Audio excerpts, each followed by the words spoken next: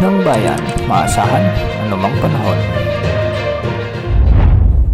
Magandang araw po sa ating lahat. Narito na ang update sa lagay ng ating panahon ngayong araw ng Lunes, December 30, 2024. Sa kasalukuyan ay nakakaapekto pa rin ang shear line sa silangang bahagi ng Central at Southern Luzon, samantalang Intertropical Convergence Zone naman ang nakakaapekto sa Palawan, Visayas at Mindanao.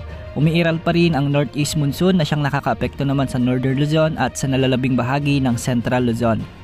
Dahil nga sa umiiral na shear line, asahan ang maulap na kalangitan na may mga kalat-kalat na pag-ulan at pagkidlat-pagkulog sa bahagi ng mainland Cagayan, Isabela, Aurora, Quezon Province, Rizal, Laguna, Oriental Mindoro, Marinduque, Camarines Norte, Camarines Sur at Catanduanes. Pinag-iingat natin ang ating mga kababayan dito dahil hindi inaalis ang posibilidad ng mga biglang pagbaha at pagguho ng lupa, lalo na kung may mga umiiral na katamtaman at malalakas na pag-ulan. Samantala, Intertropical Convergence Zone o ITCZ naman ang magdadala ng maulap na kalangitan na may mga kalat-kalat na pag-ulan at pagkidlat-pagkulog sa may Visayas, Zamboanga Peninsula, ang nalalabing bahagi ng Mimaropa, ang nalalabing bahagi ng Bicol Region, sa may Caraga, Davao Oriental, Misamis Occidental, Misamis Oriental, sa may Lanao del Norte at Lanao del Sur.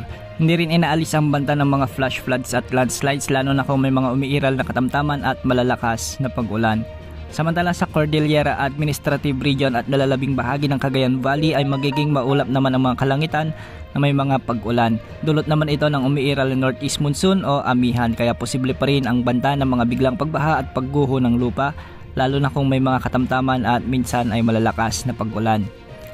Dahil pa rin sa amihan o Northeast Monsoon ay asahan ang bahagyang maulap hanggang sa maulap na kalangitan na may mga kasamang kalat-kalat na mahihinang pag-ulan sa may Ilocos Region, ang nalalabing bahagi ng Central Luzon. Pinag-iingat rin natin dahil minsan ay posible ang malalakas na pag-ulan.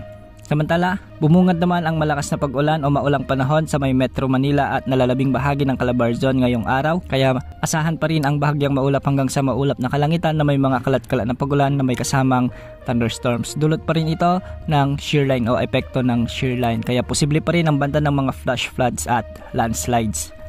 Sa nalalabing bahagi naman ng Mindanao ay asahan ang bahagyang maulap hanggang sa maulap na kalangitan na may mga isolated rain showers and thunderstorms. Ito ay dulot pa rin ng Intertropical Convergence Zone. Posible pa rin ang banta ng mga biglang pagbaha at pagguho ng lupa, lalo na kung may mga severe thunderstorms. Sa ngayon ay wala pa rin naman tayong namomonitor na potential na LPA o bagyo na posibleng pumasok sa ating bansa sa susunod na 3 hanggang 5 araw.